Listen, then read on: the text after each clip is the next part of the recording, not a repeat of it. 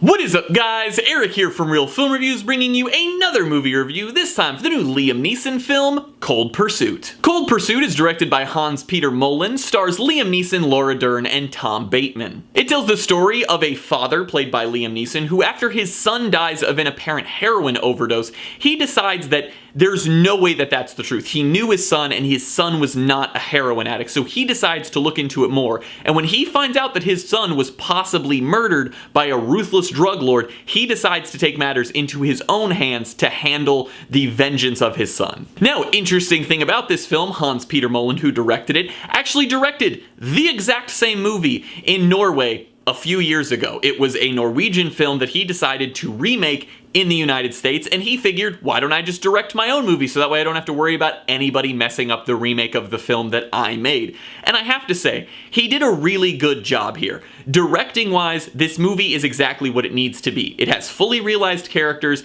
a very standard but plot that works really well with what we're watching. It's not full of shaky cam or crazy editing. It is a straightforward revenge tale about a father wanting to gain vengeance for his son's murder. It has a really cool editing style of utilizing like a black screen cutaway with the name and nickname of a person whenever someone either dies or goes missing in the film. It was a fun little thing because it happens at times, sometimes abruptly, to cause a laugh, because this film is 100% a dark comedy at times. I wouldn't maybe say the whole film is, but it definitely has comedic elements for what is a rather serious plot, but it works very well within this story, because I think, like I said, this movie has a very standard plot. It is a revenge tale of a parent wanting to kill someone who killed their child. It's something we've seen 1,000 times before, but the way that they choose to portray it, they give us a bad guy that we love to hate. They give us a good guy who it's very easy for us to root for because we can see the struggle that he has.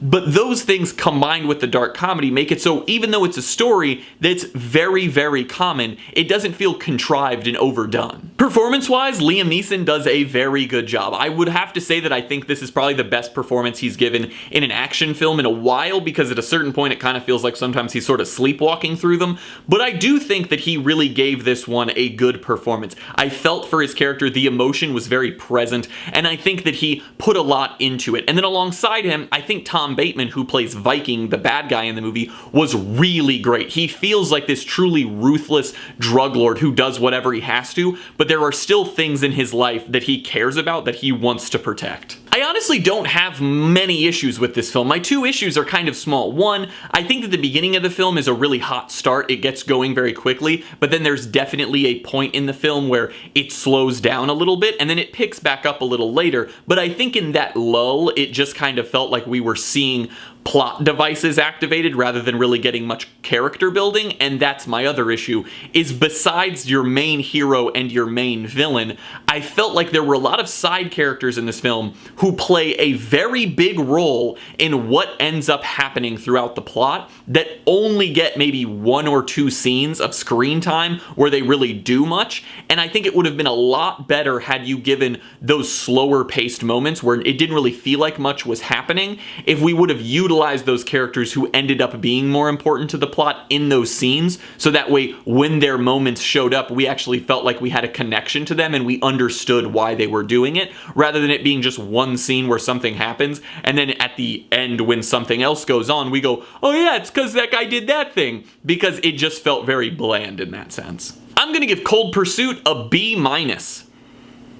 I know a B- may seem somewhat low, but as I said, this is a film that has a plot of something we've seen a ton of times before, and it did a lot of very good things, which is why it's not getting like a C- or a C. It's getting a B- because it's done in a very enjoyable manner. It has good performances, it has some nice twists on a story that we've seen a bunch, and I really think that if you want a fun little action movie to go check out, that Cold Pursuit is a good one to see. Well guys, as always, I'm Eric. If you enjoyed this video, please do like, subscribe, comment down below what you thought of Cold Pursuit, share everything we do here on Real Film Reviews, and hope to see you guys later.